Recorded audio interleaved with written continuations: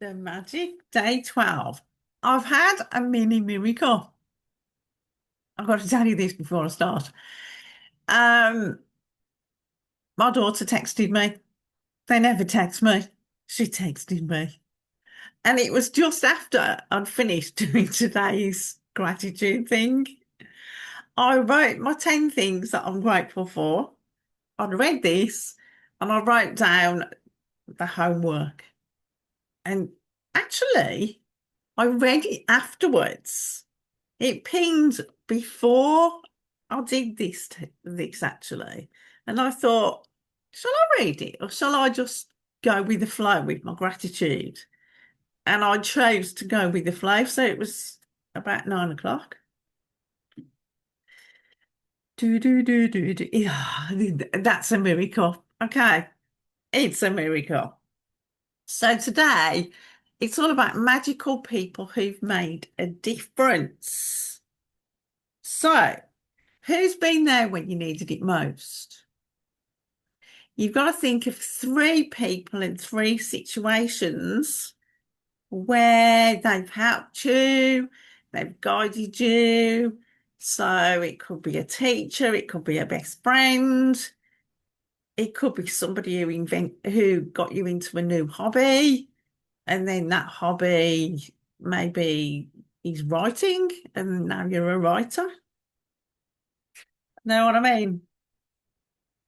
So it could be an uncle, an aunt, a grandparent, or any family member, a doctor, a nurse, a friend, or somebody that you didn't even know that gave you a random act of kindness that changed.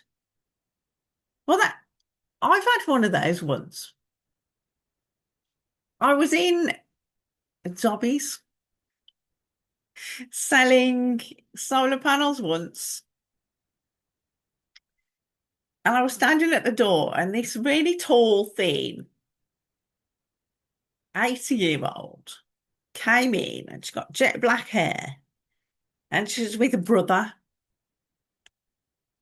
And I'll just talk to anybody. We were just talking. And then she said, "This is the first time I've come out since my husband died, and the funeral was 3 weeks ago, or something like that, or the husband had died 3 weeks ago." And I'm going, "Oh my God, you're so brave. Do you want a hug?" And I gave her a random hug. And the connection between me and that woman, I've never forgotten it. So, has anyone touched you in this way?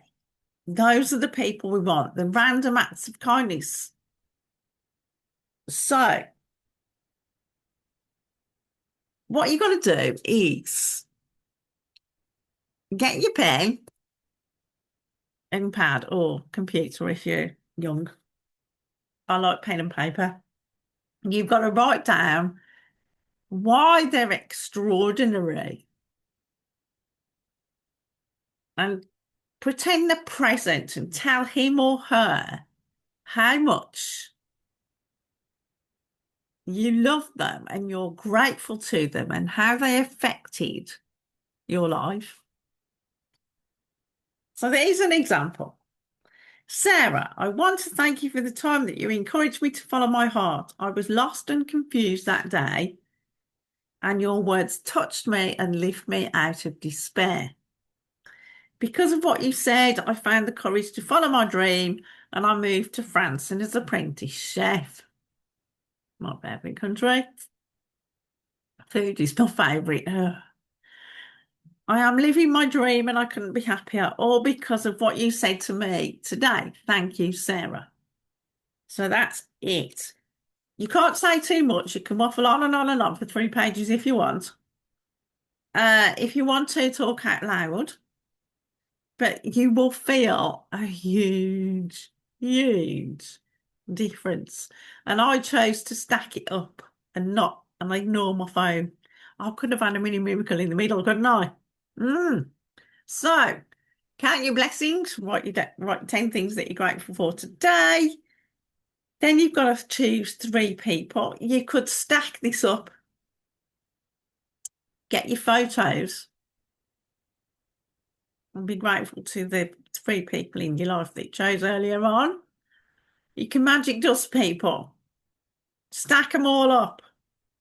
Be grateful for your health. Be grateful for your bills. You know something that this is teaching you to be grateful all day. In fact, Louise Hay, I just watched a sort the other day, yesterday, and I don't know whether I said this on the yesterday's one, but she was in a car going to work and she's going, "Rrr," and she was in a bad mood.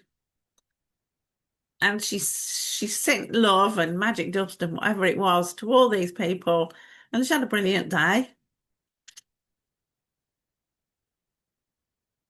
So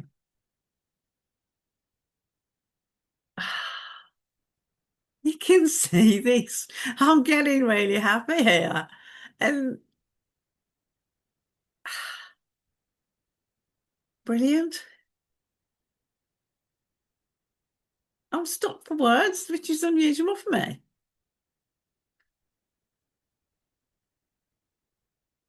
This is,